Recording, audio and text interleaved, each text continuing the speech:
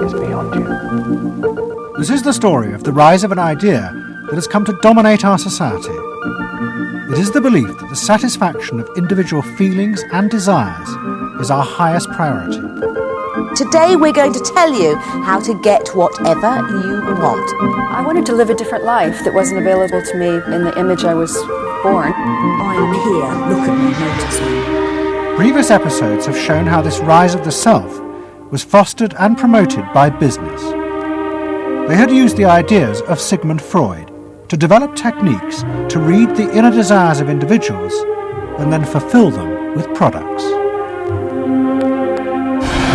This final episode is about how that idea took over politics. It tells the story of how politicians on the left, in both America and Britain, turned to these techniques to regain power. They believed that they were creating a new and better form of democracy, one that truly responded to the inner feelings of individuals. But what the politicians didn't realise was that the aim of those who had originally created these techniques had not been to liberate the people, but to develop a new way of controlling them in an age of mass democracy.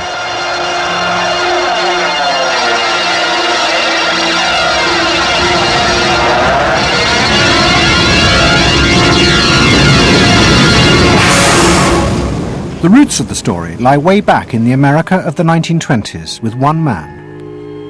He was called Edward Bernays, the nephew of Sigmund Freud.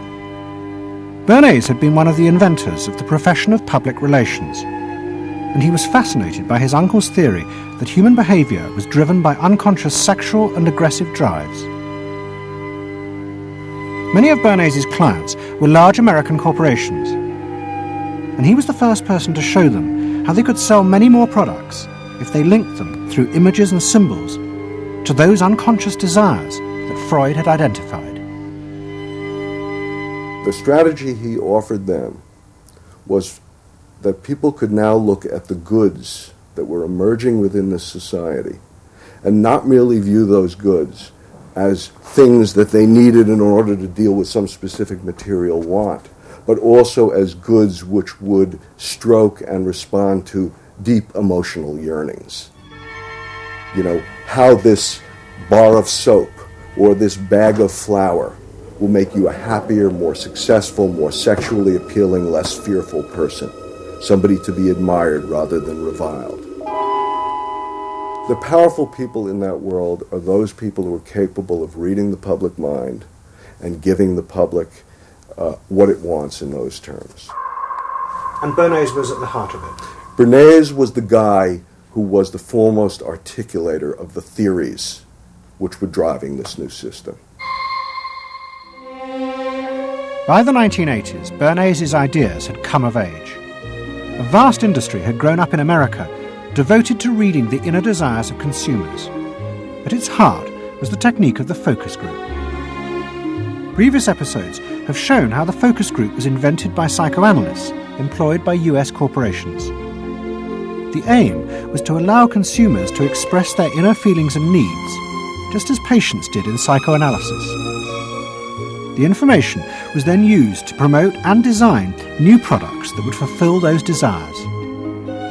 And Edward Bernays, who was now nearly 100 years old, was celebrated as the founding father of this marketing world. Hi, Doctor. Good to see you. Come on up over here. There you go.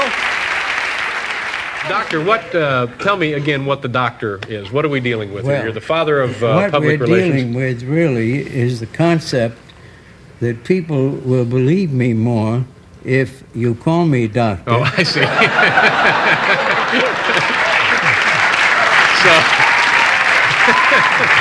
It's a good idea. And Bernays' ideas and techniques were also about to conquer Britain in the 1980s. Unlike America, the ruling elites in Britain had always distrusted the idea of pandering to the masses. It was epitomised by the patrician elite who ran the BBC. Even as late as the 60s, popular programmes were referred to as ground bait. Their real job was to lure the viewers into watching the more serious programmes the elite knew was good for them. And market research reflected this attitude. Individuals were observed and classified by market researchers according to their social class, from A through C2, D and E. Probably they might be C2s. Yes, I think by the way they're carrying their luggage, all yes, no taxi. No taxi, and all stuffed in the bags like that. I think the lady possibly sets her own hair, which is always an indication. Yes. The children are nicely dressed. Yes, they are. Probably a skilled worker. A skilled, yes, a skilled worker. I would think say so. Yes, I would say so. Certain apprenticeship or done some. That's qualifying. Yes. We agree then. Yes, we think C2. We think so. Yes. When people were asked their opinion about both products and politics, they were selected by social class and asked only strictly factual questions about what they thought. Leaving your own party sympathies on one side, who do you think will win this forthcoming election? Labour. Labour? And tell me which you prefer. Which party do you think you'll be voting for? This time, Liberals. You'll be voting for the Liberals. And who do you think will be second? Conservative.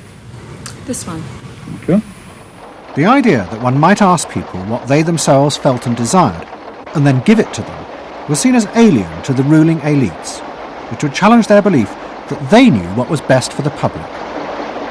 There's evidence in other countries, in the United States for example, where pollsters have been used before elections to interpret the mood of the public, and then you give people more what they want to have and less what they ought to have. But again, this could be alleged to be more democratic, I don't know. It's very dangerous ground, I think, though, when polls are used in that way. But then, in the economic crisis of the mid-70s, British industry was forced to begin to pay attention to the inner feelings of consumers. As the recession deepened, consumer spending fell dramatically, and the advertisers insisted that the only way for companies to survive was to make their advertising more effective. And to do this, they would have to delve into people's underlying psychological motives for purchasing. The advertising industry started to bring in Americans to run focus groups with British housewives. Everyone is a unique person, and even though you're a group of 10 today, we don't want a group opinion. And we want to know your ideas and your thoughts, no matter how crazy it might be. Please let your imagination run wild, because that's how very crazy things like instant coffee got born. Now, can we get somebody, this lady, to be a kitchen sink? And kitchen sink, how do you feel with these things that are being used to clean you up? Well, I've got to feel clean. I've got to be kept clean. So I feel that. I should hate it if I was all greasy, so I've got to be easy to clean. Okay, now the housewife, this lady, what would you use to clean your kitchen sink? A scouring powder. Of course, a cloth to apply the things on, and plenty of water.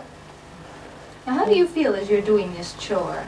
Feel satisfied? Well satisfied when I have done it, yes. I'm doing my duty. I feel it's a job well done. The consumers were encouraged to play at being products, from household cleaners to car seat belts. The aim was not to talk rationally, but to act out and reveal their inner emotional relationship to products. Which firmly and unmistakably underlines. And then a politician emerged who also believed that people should be allowed to express themselves. Instead of being controlled by the state, the individual should become the central focus of society. Some socialists seem to believe that people should be numbers in a state computer. We believe they should be individuals. We're all unequal. No one, thank heavens, is quite like anyone else, however much the socialists may pretend otherwise. And we believe that everyone has the right to be unequal, but to us, every human being is equally important. A man's right to work as he will, to spend what he earns, to own property, to have the state as servant and not as master, they are the essence of a free economy, and on that freedom all our other freedoms depend. Mrs. Thatcher's vision was of a society in which the wants and desires of millions of individuals would be satisfied through the free market. This, she believed, would be the engine to regenerate Britain. And with her ascent to power, the advertising and marketing industries flourished. Their task was to find out what the British people really wanted and then sell it to them. In this new climate, the focus group flourished, and those who ran them borrowed from the techniques of psychotherapy to delve ever deeper into people's feelings about products. We're trying to understand how people feel about brands, how they relate to brands, that is to say, what the brand's personality is as far as consumers are concerned. And there are a number of techniques which are very, very helpful for getting to that understanding. The consumer is given crayons to doodle, to express their feelings, to go inside their own head, pull out their feelings and somehow get them onto paper. And these are ordinary drinkers expressing their feelings about drinking Guinness. Here you see a rich, very female aspect of Guinness. So if you were describing a woman who somehow to you had that character, what sort of person is it? Paula Yates, who used to lay in bed, surrounded with magazines and chocolates like a 50s starlet. Out of this research, the marketeers began to detect a new individualism. In particular, among those who had voted Conservative for the first time in 1979. They no longer wanted to be seen as part of social classes, but to express themselves. And crucial to this were the products they chose to buy. We identified that there was this trend towards what might be called individualism, where people wanted to still be part of a crowd, but to express themselves as individuals within it, to have their own personalities, to be, I suppose, their own men. I didn't want to be the same as everybody else. I wanted it to be a little bit different, a little bit individual. It's quite individual upstairs. It's not remarkable, but I think it's quite individual. It is expensive. It's Italian. It's Italian, it's expensive and it's good quality. A little bit different. Yeah, we want to set our own standards so nobody else has got what we've got. We just didn't want it be the same as everybody else. We just want to be different. Business responded eagerly to this new individualism, but it soon became one of the main forces driving the growing consumer boom in Britain. Using the data from the focus groups, manufacturers created new ranges of products that allowed people to express their individuality.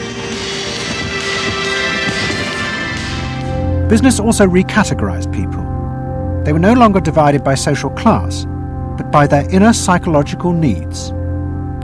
If the primary need is security and belonging, we call the groups mainstreamers.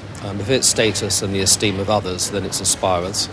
If it's control, it's succeeders, and if it's self-esteem, it's reformers. And this new marketing culture began to take over the institutions previously dominated by a patrician elite, in particular the world of journalism. The assault was led by the profession of public relations. In the past, PR had been seen as seedy and corrupt, but now it became a glamorous business, promoting products and celebrities. And one of the rising stars was another member of the Freud family, Matthew Freud, the son of the Liberal MP Clement. What Freud and other PRs realised was that they could use their celebrities as levers to infiltrate advertising into the editorial content of newspapers. The newspapers were offered exclusive interviews with celebrities, but only if they also agreed to mention products made by Freud's corporate clients, in terms dictated by the company. What happened with Freud's was that you effectively got some kind of product placement, or even product, the manufacturers of the product got some degree of control over how their products would appear in print. So if, for example, you did want to write about Caprice's passion for stuffed crust pizza, you would sign a contract which guaranteed that you would mention the firm Pizza Hut in at least twice in certain positions in the introductory paragraph of the article, that you would agree to run the Pizza Hut logo at such and such a size in such and such a place, and of course that you would agree to run the enclosed pictures of Caprice eating her stuffed crust pizza. There was no choice about how you would run this article in the press. You were effectively told how to run the article in the press. By Freud's? By Freud's. It's a rise of the corporate culture and the rise of business. To traditional journalists, this infiltration of advertising into the editorial pages was a corruption of their profession. But to Mrs. Thatcher's allies, like Rupert Murdoch, who owned The Sun and The Times, it was part of a democratic revolution against an arrogant elite who had too long ignored the feelings of the masses. They hate to see someone communicating with the masses. They feel that newspapers, the written word, is not for the masses. That should be left to television, or perhaps to nobody. I'm very proud of The Sun, and The Sun was not represented tonight in your film. You just took page 3, which everyone seems so fascinated with. What about page 1, page 2, every other page of the paper? It was a typical piece of slanting and elitism by the BBC, who, after all, in order to get viewers for this programme, put on a very sexy episode of Star Trek, which I was watching out in the room there. Oh, I don't think they put it on to get us viewers. I think we just are lucky to follow They try them. to carry viewers into these show programmes. You know how it's done. By the late 80s, Mrs. Thatcher and her allies in advertising and the media had brought the desires of the individual to the centre of society. As last week's episode showed, it was the same transformation that President Reagan had brought about in America. Both politicians had encouraged business to take over from government the role of fulfilling the needs of the people. In the process, consumers were encouraged to see the satisfaction of their desires as the overriding priority. To Thatcher and Reagan, this was a new and better form of democracy. But to their opponents in the parties of the left, they had summoned up the most selfish and greedy aspects of human nature. Ronald Reagan and Margaret Thatcher both embraced an economic philosophy that says the unit of judgment was not only the individual, but it was the individual's personal satisfaction, the individual's own unique happiness and well-being. It was, in a sense, the triumph of regarding individuals as purely emotional beings who have needs and wants and desires that need to be satisfied and can be satisfied unconsciously. It goes way back to the early part of the 20th century, to Freud, to notions of the unconscious, the assumptions that we are, in terms of our rational minds, we're little corks bobbing around on this great sea of hopes and fears and desires of which we are only dimly aware. And that the role of a marketer, the role of somebody selling something, including a politician, is to appeal to this great swamp of desire, of unconscious desire. The left believed the opposite, that the way to create a better society was not to treat people as emotional, isolated individuals, but to persuade them to realise that they had common interests with others, to help them rise above their individual feelings and fears. Let me assert my firm belief that the only thing we have to fear is fear itself. Nameless, unreasoning, unjustified terror, which paralyzes needed efforts to convert retreat into advance. This idea had flourished in America in the Depression of the 1930s.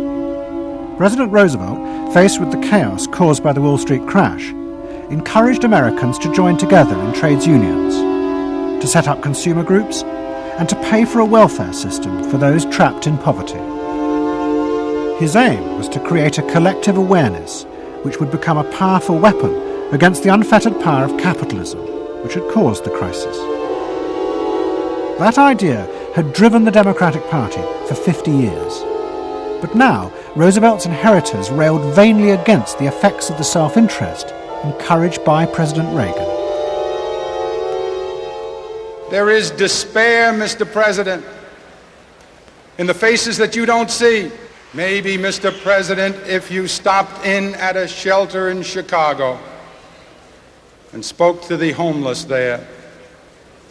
Maybe, Mr. President, if you asked a woman who had been denied the help she needed to feed her children because you said you needed the money for a tax break for a millionaire or for a missile we couldn't afford to use. The worst thing Ronald Reagan did was to make the denial of compassion respectable. He said, you've worked hard, you've made your money. You shouldn't have to feel guilty about refusing to throw it away on people who choose to be homeless and who choose not to work. That's what he said. He said it with an elegance and a kind of benign aspect that disguised its harshness. You think we can do anything about it? Well, why not? If we can work together now to look after the lives of the people here, I don't see why we couldn't work together afterwards to clear up the mess and help build a better world in which these things can't possibly happen. The qualities we've learned from comradeship and common suffering are not going to be wasted after this war. It's out of experience like ours that the new world will be built. That same idea of marshalling the collective force of the masses to challenge the entrenched power of wealth and business had also led the Labour Party to power in Britain after the war. But in the 80s, Labour, like the Democrats in America, lost election after election as millions who had once voted for them switched their allegiance to the Conservatives. There it is, going blue just about everywhere, sweeping the country. The rural parts of Britain now have gone blue. For they are the party of yesterday, and tomorrow is ours. In the face of this, a growing number within the Labour Party became convinced that if they were ever to regain power, Labour would have to come to terms with the new individualism. One of them was an advertising executive called Philip Gould, who had been a lifelong Labour supporter. Gould believed that Labour's leadership had become corrupted by the same patrician arrogance that dominated all Britain's institutions. They denigrated and disapproved of the new aspirations of working-class voters. Labour stopped listening to these people. And I remember the best example of this was after the election of 1983, which was the election above all, where the people's voices just were not heard. And I had dinner with a leading Labour Party figure who'd been involved in the defeat, heavily involved in the defeat, and his wife said, God, these working class people, they just, we give them education, we give them chances in life, what do? They read the Sun and they just don't vote for us. And there was such a gap between these people just trying to make lives for themselves, better lives for themselves, and the kind of elitism of the Labour Party that was just such a chasm that had to be filled. Gould became part of a small group of modernisers centred around Peter Mandelson. Their aim was to reconnect Labour with the lost voters. To do this, Gould turned to the technique he knew well from his work in advertising, the focus group. Gould commissioned focus groups in suburban areas across the country with small groups of voters who had switched to Mrs. Thatcher. People were encouraged not to talk rationally about policies, but to express their underlying feelings. And what Gould discovered was a fundamental shift in people's relationship to politics. They no longer saw themselves as part of any group, but as individuals who could demand things from politicians in return for paying taxes, just as business had taught them to do as consumers. And I found that the people had become consumers. People now wanted to have, politics and life on their own terms. I mean, not just in politics, but in all aspects of life too. People see themselves as they are, as autonomous, powerful individuals who are entitled to be respected, who are entitled to have the best, not just in, going to Tesco's or wherever, but the best in terms of health and in education too. All this was about getting the Labour Party to understand that people really, really, really had changed, and the Labour Party had not, and unless the Labour Party changed, it would not win. Philip Gould now set out to try and persuade the Labour Party that they would have to make concessions to what he called the new aspirational classes. But he was going to face implacable opposition. In the run-up to the 1992 election, Gould argued that the only way to win was for Labour to promise not to put up taxes. But the Shadow Chancellor, John Smith, angrily refused. Labour would stick to its fundamental policies. They would fight the election with the promise of tax increases to create a fairer society. And as the campaign began, it seemed as if Philip Gould was wrong. The traditional polls consistently showed Labour ahead, despite the Conservative campaign message that a Labour government would put up taxes. Even the Conservatives' oldest allies in the press became convinced that by harping on about tax, the Conservatives were cutting their own throats. So the worry about the Tories must be that they're not at the moment conveying a sense of grip and being in control. And unless they can do better than that, I think they're going to lose. The other thing is that they still say that they are going to go on and on with this one single message of tax. And I think, part of the difficulty this morning was that you had a whole lot of people who've been going to the same press conference for 7 days, had virtually the same message thrust at them, and are kind of getting bored and restless and hitting back on it. I think the media sense a big story coming in the Tories being defeated. And the Labour Party too was convinced it would win and finally return to power. It's now time to meet the men and women who will form the next government. Labour Chancellor of the Exchequer, John Smith. And now, it is time for the next Prime Minister, Neil Kinnock. Those running Labour's campaign believed that by modern presentation they would attract back the voters, yet keep the old policies. But Philip Gould was convinced that Labour were going to lose. Through his focus groups, he knew that the very people who were telling the traditional pollsters they would vote Labour were in reality preparing to vote Conservative out of self-interest. But they were too embarrassed to admit it.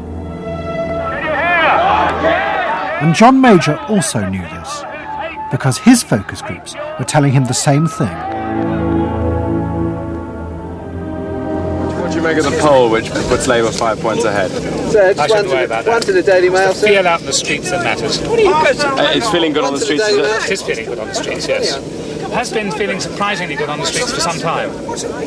Quite surprisingly, quite out of line with opinion polls. Don't ask me to explain it, but it feels all right. Sir? Anyway, go on. No, lads, you must sit down. We're waiting to go. John Major's victory in 1992 was a disaster for the Labour Party. The small group of reformers centred around Peter Mandelson and Philip Gould were convinced that the only way for the party to survive was to change its basic policies. But their ideas were rejected by John Smith, who had now become leader. Philip Gould left Britain to go to work for the campaign to elect Bill Clinton president in America.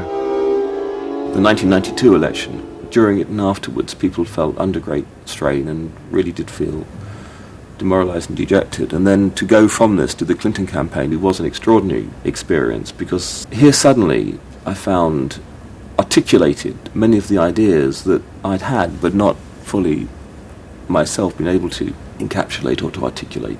If you want a president who will restore the middle class, reclaim the future for the middle class, and restore the American dream, vote for Bill Clinton in New Hampshire and send a signal to the country that we are coming together. What Gould discovered was that, like the Labour Party, the Democrats had also been doing focus groups with swing voters. The difference was that Bill Clinton had decided to tailor his policies to fit with these voters' desires.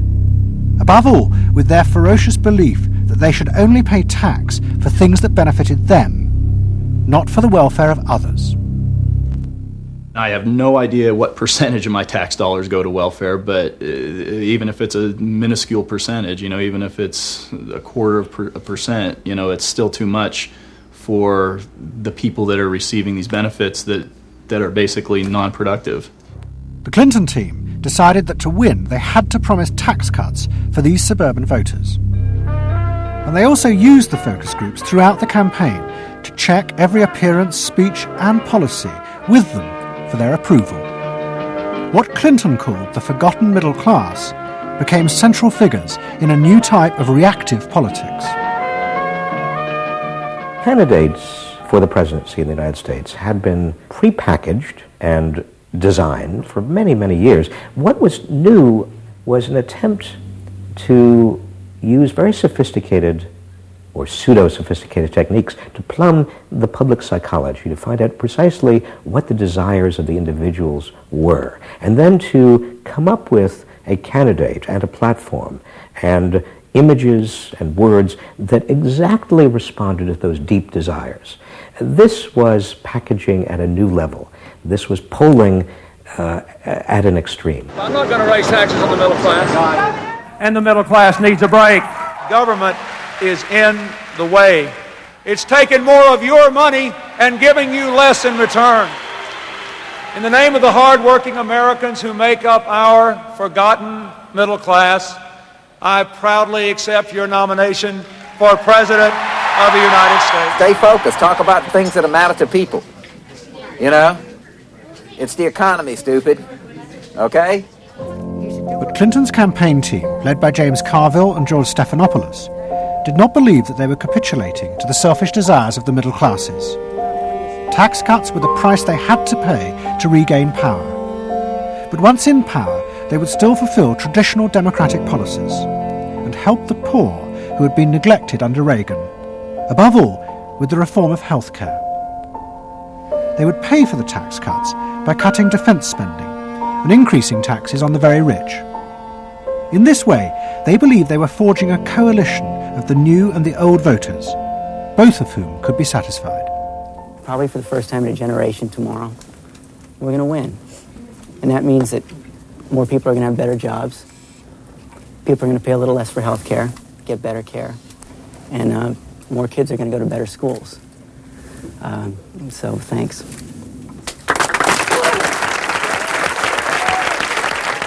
But the Democrats' optimism was to be short-lived.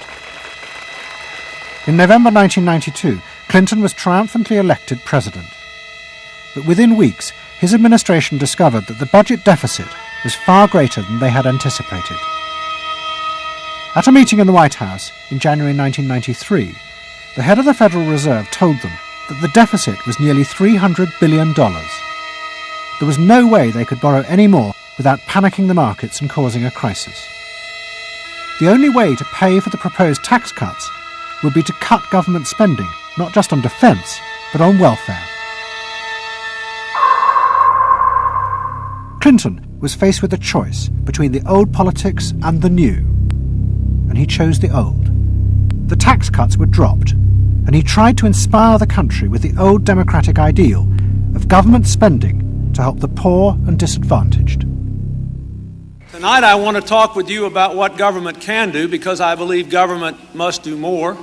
To put people to work now, to create 500,000 jobs, jobs to rebuild our highways and airports, to renovate housing, to bring new life to rural communities and spread hope and opportunity among our nation's youth. Healthcare reform sounds like a great idea to me. Well, I know, but some of these details sure scare the heck out of me. Like what?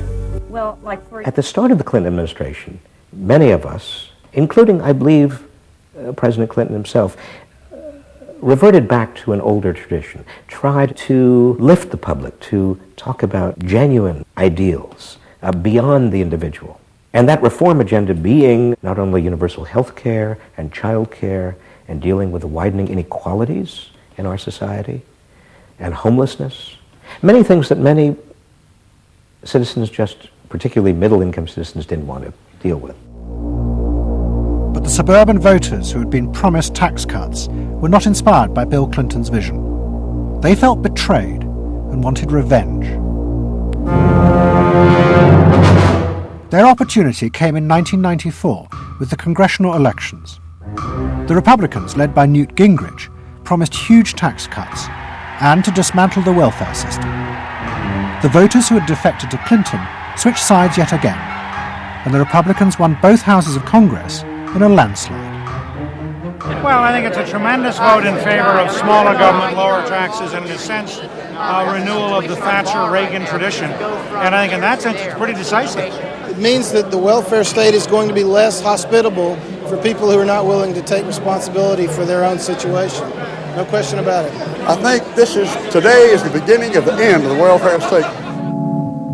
For Clinton, it was a disaster. Faced with a hostile Congress, there was no way for him to get his reforms through. His personal popularity plummeted, and it seemed certain he would not be re-elected in 2 years' time. In desperation, and without telling his cabinet, Clinton turned for help to one of America's most ruthless political strategists, Dick Morris. What did he want you to do? Save his butt. Clinton was in serious trouble.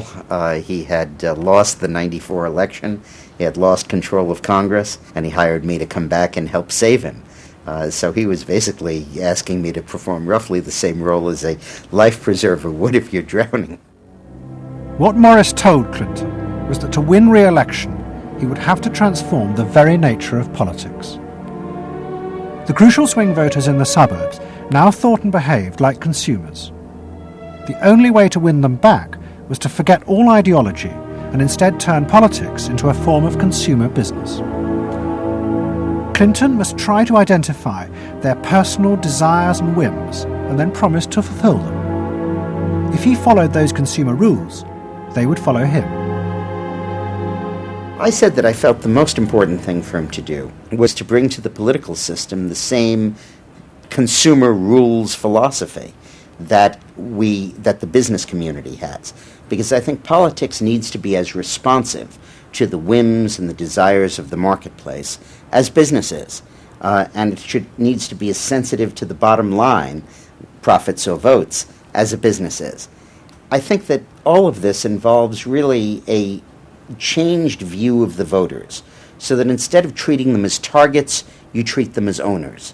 Instead of treating them as something that you can manipulate, you treat them as something you need to learn from.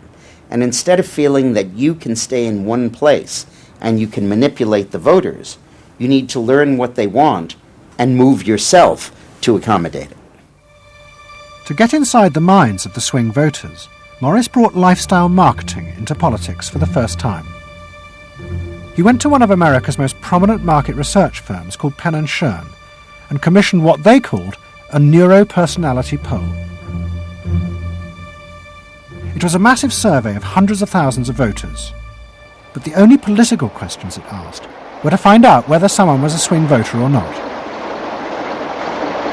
All the other questions were intimate psychological ones, designed to see whether swing voters fell into identifiable psychological types. Well, we were asking people like, do you think you're the life of the party? Do you think when you see things that you like to have a list and organize them? Do you typically try to plan things ahead, or do you like to be more spontaneous? Where do you like to go? What sports do you like to play? What would you do with your spouse on a romantic weekend? So we were asking people some very personal questions about their own lives, to try to see were the kinds of people that were likely to change their vote also possessing of certain kinds of personality traits. And in fact, they were. The neuropersonality poll allowed the Clinton team to segment swing voters into different lifestyle types. They were given names like pools and patios, or caps and gowns, who were urban intellectuals living in university towns. From this, the team could identify ways in which they could make individuals feel more secure in their chosen lifestyles, just as business had learned to do with products. Dick Morris called it small bore politics, tiny details of people's lives and personal anxieties which politics had never even thought about or noticed before, but which now had become the key to winning power. It was an America that focused on day-to-day practical concerns. Should I wear seatbelts? Should I stop smoking? Should I wear a school uniform? Is my neighborhood being protected? It was not so much a new individualism as the social order as we had known it had broken down. So we got into people's heads, understood their psychology about lifestyle, about values, what they thought was important, what issues they wanted politicians, and particularly the president, to address. And these issues proved to be very, very different from what the conventional wisdom had suggested. As the election campaign began, Clinton revealed Morris's new approach to a shocked White House. All traditional policies were to be dropped. Instead, he would concentrate exclusively on policies that targeted the worries of the swing voters. V-chips would be fitted into televisions to prevent children from watching pornography. And mobile phones would be fitted into school buses to make parents feel more secure. Dick Morris also persuaded the president to spend his leisure time in the same way as particular groups of swing voters. He sent Clinton on a hunting holiday, dressed in exactly the Gore-Tex outfits a group called Big Sky Families liked. The aim was to reflect swing voters' lifestyles back to them. The Liberals in Clinton's cabinet hated this approach.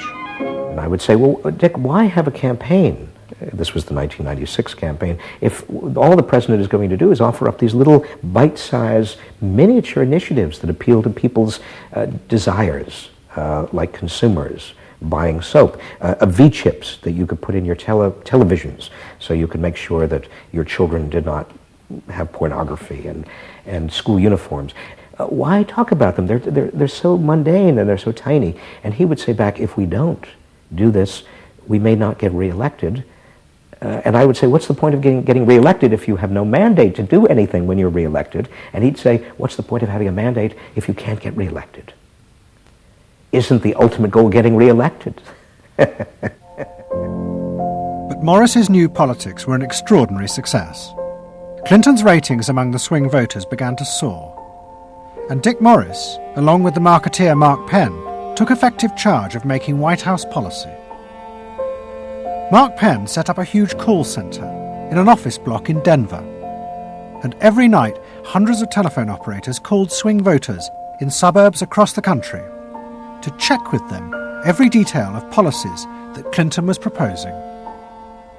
The policy was made by a group of people manning telephones in Denver, Colorado, placing calls to voters in places like Westchester and Pasadena, and asking them what they wanted from their government, and asking them very specifically about specific policies that Bill Clinton was considering. Would you be more likely to support him if he offered this particular government service, or if he offered that one? Those people told them what they thought. Mark Penn transmitted that to Bill Clinton, and it came out of his mouth. So essentially it was suburbanite voters. Suburban voters in the 90s were creating American domestic policy, and some of its foreign policy as well. Right. Yeah, Mark Penn was polling on questions like whether we should bomb in Bosnia, things like that. Morris also insisted that Clinton make a symbolic sacrifice of the old politics to convince the swing voters to trust him. In August 1996, Clinton signed a bill which ended the system of guaranteed help for the poor and unemployed. Welfare would be cut back after 2 years in order to force people into work. The new system was called Welfare to Work, and would, he said, be a hand up, not a handout. It was the effective end of the guaranteed welfare system created by President Roosevelt 60 years before. For many in Clinton's cabinet, it was also the end of the progressive political ideal that Roosevelt had represented. The belief that one used a position of leadership to persuade the voters to think and behave as social beings, not as self-interested individuals. Dick Morris and the pollsters had won. And by that I mean that the people who ultimately got to the president, shaped the president's mind, were those who viewed the voters as just a collection of individual desires that had to be catered to and pandered to. It suggests that democracy is nothing more, and should be nothing more, than pandering to these unthought about, very primitive desires. Primitive in the sense that they are not even necessarily conscious, just what people want in terms of satisfying themselves. And the same triumph of the politics of the South was about to happen in Britain too. In 1994, Tony Blair had become the leader of the Labour Party, and the reforming group centred around Peter Mandelson became all-powerful. Almost every night, Philip Gould ran focus groups with swing voters in the suburbs. But this time he was listened to, and the desires and the fears of the new aspirational classes became the central force shaping Labour Party policies. In that period, I was talking to people who used to vote Conservative and were considering voting Labour, and they understood that they are financially pressed and that there are limits to the extent to which taxation can be improved. They think that crime is an issue that matters to them and should be respected. They You know, they want welfare to go to people who deserve welfare, not to people who do not. This was seen of by many in the Labour Party as selfish. I never saw that it was selfish. I believe that a dad or a mum doing their best for their family isn't selfish. They're just doing their best for their family, and that's what people do. A crackdown on those who make life hell in their local neighbourhoods through noise or disturbance. Law and order is a Labour issue today. Philosophy of campaigning is, let's concentrate on swing voters, let's focus group them to find out what they want and what will appeal to them, and let's just relentlessly push those themes in the election. Something is happening to you. After promising to put money in your pocket, the Conservatives are quietly taking it away. Philip Gould was crucial because he gave the raw material, if you like, for these politicians to do this kind of politics. In that when he came up with stuff, they'd follow it, you know, pretty much without exception. Blair himself would pore over these sort of 12-page memos and say, well, this is what we must do. We want people to earn more, to consume the good things of life. We want people to pay lower taxes.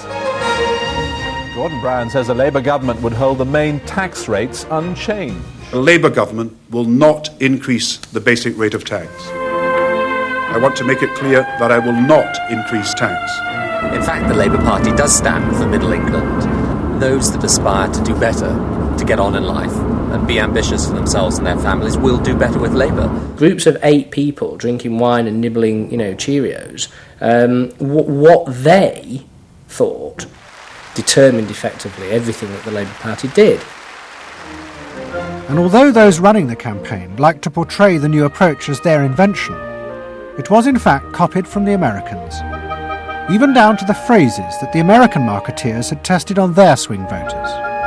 Peter Mandelson and his team were in the United States watching what we did and copied almost verbatim our approach in their 1997 campaign. The benefit system should be about giving people a hand up, not just a handout. Mandelson's not a fool if he's anything. He saw something that worked, so why not do it? And I can remember reading their manifesto and saying to myself, they just took it lock, stock, and barrel. On one hand you're proud, and on another hand you're bitch. And as in America, Labour was forced to drop policies that would not directly benefit the swing voters, even if it meant sacrificing its fundamental principles. The commitment to public control of industry, which was enshrined as Clause 4 of the party constitution, was dropped. The aim of Clause 4 had been to use the collective power of the people to challenge the unfettered greed of business. But now, Tony Blair was faced with crucial voters who no longer saw themselves as exploited by the free market. They saw themselves as individual consumers who were fulfilled and given identity by what business delivered them. The new Clause 4 promised not to control the free market, but to let it flourish. Business is more powerful than government. It is quicker, it is more creative. Business is the lifeblood of the country. From this come all the benefits that society needs. Employment, investment. I think, frankly, there is only one party getting business right, and that's New Labour. What New Labour did, it suits people who exert power in society not through the political system, or not through the democratic political system. So it suits big business, and it suits entrenched interest, and it suits the status quo.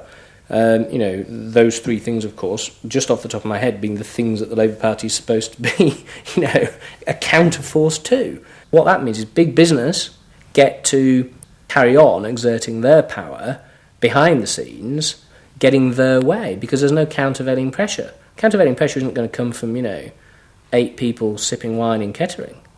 Here he goes, turning an awful lot of other blue seats red as well.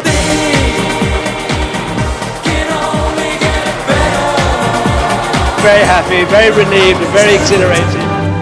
But those who masterminded Labour's victory in 1997 saw it as a triumphant vindication of a new form of democracy.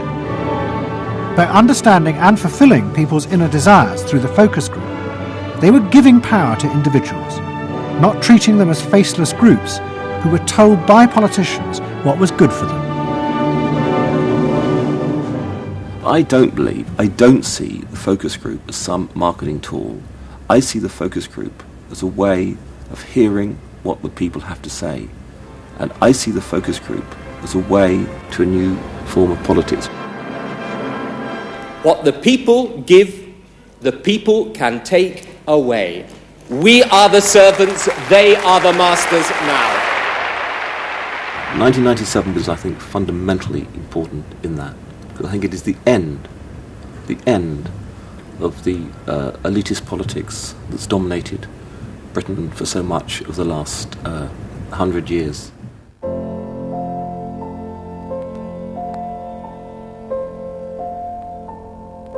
In 1939, Edward Bernays, Sigmund Freud's nephew, created a vision of a future world in which the consumer was king.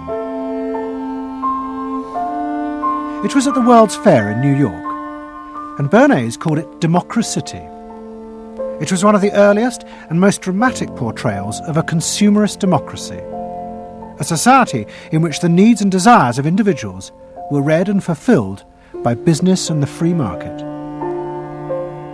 The World's Fair created a spectacle in which all of these concerns were met, and they were met by Westinghouse and General Motors and the American Cash Register Company, and company after company presented itself as this sort of centerpiece of a society in which human desire and human want and human anxiety would all be responded to and would all be met purely through the free enterprise system.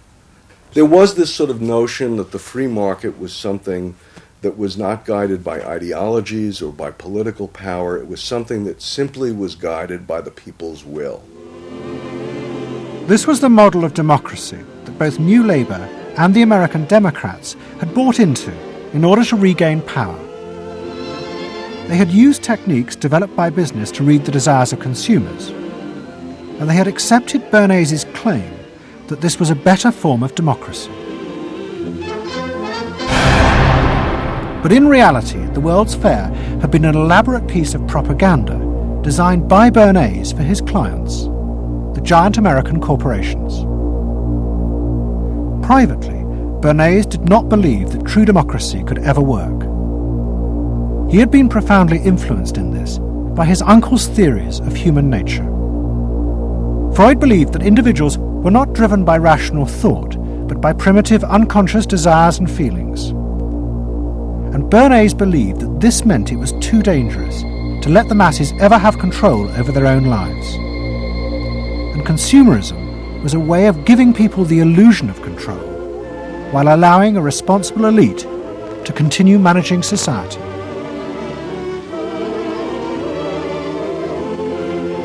It's not that the people are in charge, but that the people's desires are in charge. The people are not in charge. The people exercise no decision-making power within this environment. So democracy is reduced from something which assumes an active citizenry to something which now increasingly is predicated on the idea of the public as passive consumers, the public as people who essentially what you're delivering them are doggy treats. The problem for New Labour was that it believed the propaganda. They took at face value the idea promoted by business that the systems invented to read the consumer's mind could form the basis for a new type of democracy. Once in power, New Labour tried to govern through a system that Philip Gould called continuous democracy. But what worked for business in designing products led the Labour government into a bewildering maze of contradictory whims and desires. For much of Labour's first term, the focus groups said that the railways were not a high priority, and Labour's policies faithfully reflected this. But now, those same groups are blaming the government for not having invested more money sooner in the railways.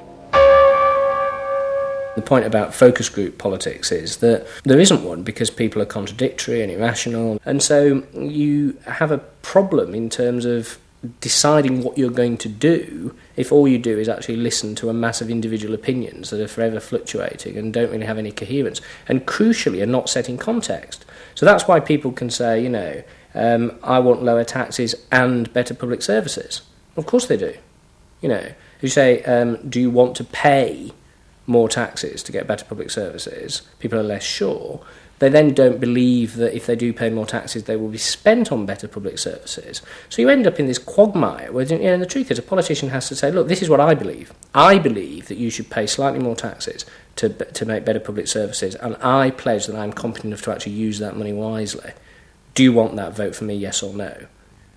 And that's what Blair has failed to do. Tony Blair turns around and sort of tries to feed back to them what they already believe, and given what they believe is sort of a load of individual, incoherent, contradictory nonsense, that's all he has to offer. And then he wonders why people don't get him. The answer they don't get him is because they're looking for someone to do something that they can't do themselves, which is actually come up with a coherent political opinion that they might have faith in. New Labour are faced with a dilemma. The system of consumer democracy that they have embraced has trapped them into a series of short-term and often contradictory policies. There are now growing demands that they fulfil a grander vision, that they use the power of government to deal with the problems of growing inequality and the decaying social fabric of the country. But to do this, they will have to appeal to the electorate to think outside their own self-interest. And this would mean challenging the now dominant Freudian view of human beings as selfish, instinct-driven individuals, which is a concept of human beings that has been fostered and encouraged by business because it produces ideal consumers. Although we feel we are free, in reality, we, like the politicians, have become the slaves of our own desires. We have forgotten that we can be more than that there are other sides to human nature.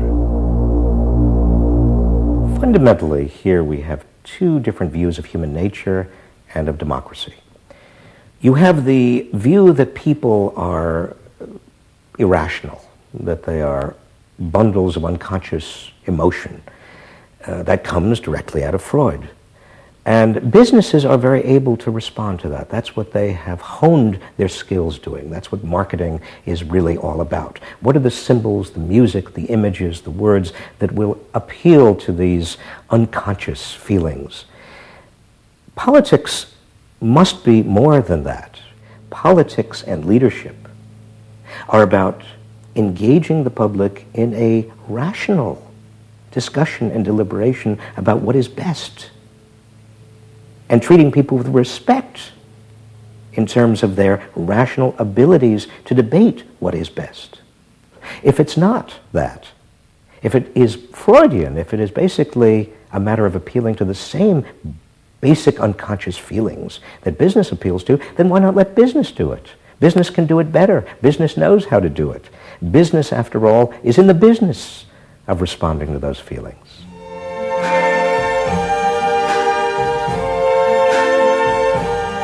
I see trees of green, red roses too.